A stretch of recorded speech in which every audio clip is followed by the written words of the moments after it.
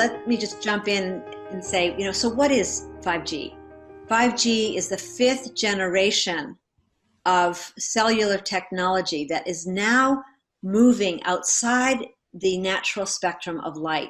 So once with 1 to 4G, right? We went through, and I'll talk about this more. BlackBerries introduced. We went from 1G to 2G analog to digital to 3G and now 4G. So 5G is what's happening is that there's no longer any bandwidth that is accessible in order to create the culture's desire for more capacity, more data, faster downloads, clearer communication, right? We want it now, we want it instantly. But there are countries already saying we're not going to be guinea pigs. Belgium, sorry, thank you. Belgium really began it and said we're not going to allow our citizens to be human guinea pigs, right, for this testing. And so although 5G is being now tested in, I believe, 30 countries,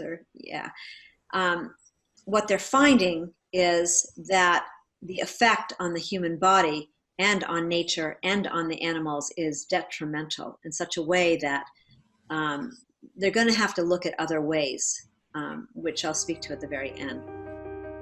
Now we have cell phone towers that are 20 miles, 25 miles away from each other, right? But with 5G, we are talking something like 8 to 10 feet. Like every pole is going to have a small mini base station, street level even, so that there's no getting away from this. With the other frequencies, we have a choice. We can put our phone on airplane mode. We'll talk about that a little bit more as solutions.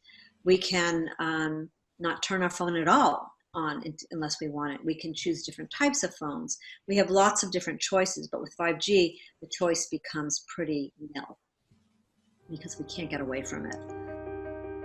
Just to emphasize the problems with 5G is, number one, they've never been tested.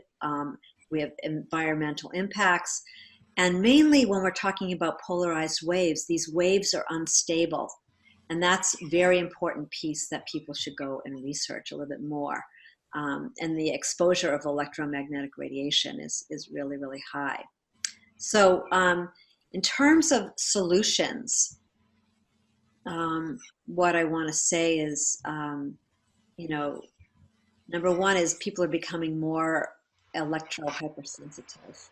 The more we learn about this, we start to realize that, oh, no wonder I've been feeling this way. Or no wonder when I'm in, this is dowsing. No wonder when I'm in that room, I have this experience, So we are waking up as a culture and becoming more sensitive, which isn't as good, but at the same time it is, because we are now able to take a look at what's affecting us and how to change that, right? So the solutions, are the way that we like to look at them are, what are the personal solutions? What can we do as a community? What are the, our physical body? So number one, the first solution is to educate yourself a little bit more. We may even have to move out of wireless because we're moving into frequencies that have only been used for the military. It's a dangerous zone to be playing in.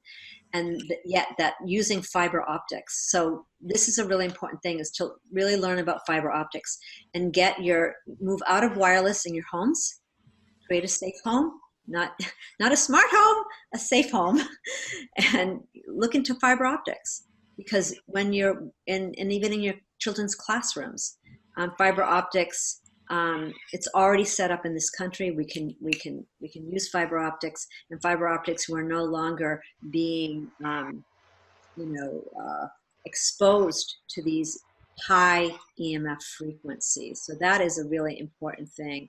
And also to look for solution-based companies, alternative companies that are they're already spent years investigating this and coming up with some of the solutions.